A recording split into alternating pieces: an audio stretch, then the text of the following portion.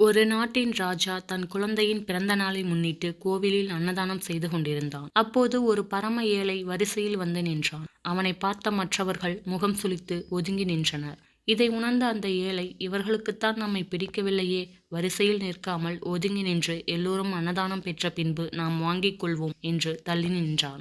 நேரம் போய்க்கொண்டே இருந்தது. இவன் தள்ளி நின்றதால் இவனுக்கு பின்னால் வந்தவர்கள் எல்லாரும் அன்னதானம் பெற்றார்கள். சிலர் அன்னதானம் பெற்றுக்கொண்டு இவனை ஏளனம் செய்து சிரித்துவிட்டு போனார்கள். இவன் வாயைத் திறந்து எதுவும் சொல்லவில்லை என்றாலும் மனதிற்குள் ஒரு சோகம் இருக்கத்தான் செய்தது. எல்லோருக்கும் தரப்படும் அன்னதானம் கூட நமக்கு கிடைக்க எவ்வளவு காத்திருப்பு, எவ்வளவு போராட்டம், எவ்வளவு ஏளனப் பார்வை. போன ஜென்மத்தில் என்ன பாவம் செய்தோமோ இப்படி கஷ்டப்படுகிறேன் என்று தன் விதியை நினைத்து நொந்து கொண்டான். மாலை வரை காத்திருந்தும் யாரும் முன்வந்து அன்னதானம் கொடுக்கவில்லை. சரி, நமக்கு இன்று பட்டினி என்று எழுதியிருக்கிறது, அதை யாரால் மாற்ற முடியும் என்று மனதிற்குள் நினைத்தவன், அப்பனே ஆண்டவா, என்னை ஏனப்பா இப்படி ஒரு ஏழை பிறவியாக பிறக்கச் செய்தாய் என்று கோபுரத்தை பார்த்து மனதில் உள்ள தன் குமுறலை சொல்லி அழுதுவிட்டு கோவில் அருகே உள்ள குளத்தங்கரையில் சென்று அமர்ந்தான். அரசன் அன்னதானம் கொடுத்துவிட்டு களைப்பாக இருந்ததால் சிறிது நேரம் படித்துறையில் காலார நடந்து வந்து கொண்டிருந்தார். என்னப்பா, சாப்பிட்டாயா என்று ஒரு 10 அடி தூரத்திலிருந்து குளத்தில் தன் முகத்தை பார்த்து கொண்டிருந்த அந்த ஏழையிடம் கேட்டார். கேட்பது ராஜா என்று தெரியாமல், ஊரே சாப்பிட்டது, என் தலையில் இன்று பட்டினி என்று எழுதப்பட்டுள்ளது என்று விரக்தியாக முகத்தை திருப்பாமல் குளத்து நீரை பார்த்தபடியே பதில் சொன்னான் அந்த ஏழை.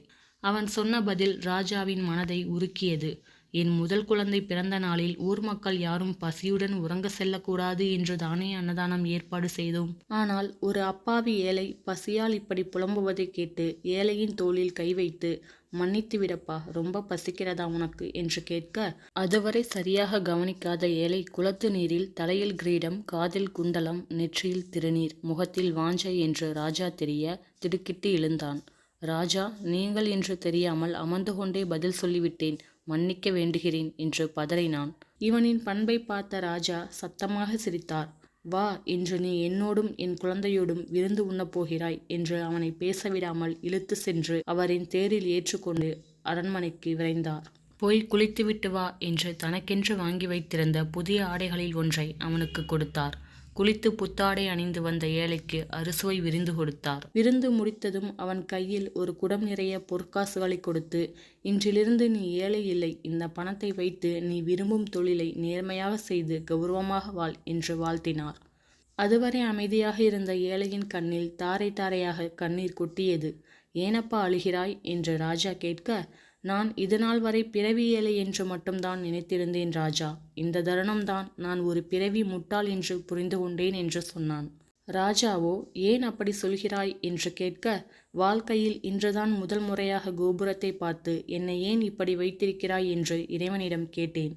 கேட்ட சில நிமிடங்களில் உங்களை அனுப்பி என் தலையெழுத்தையே மாற்றிவிட்டான். கடவுளிடம் கேட்டால் நாம் கேட்டதை விட இன்னும் பல மடங்கு தருவான் என்று இன்று வரை புரியாமல் ஒரு முட்டாளாகத்தானே இருந்துள்ளேன் என்று சொல்லி அழுதான். இப்படித்தான் உங்களுக்கும் ஒரு விஷயம் நமக்கு நடக்கவில்லை அல்லது ஏதோ ஒரு தடங்கல் வருகிறது என்றால் அதற்கு நிச்சயம் ஏதோ ஒரு பலமான காரணம் இருக்கும்.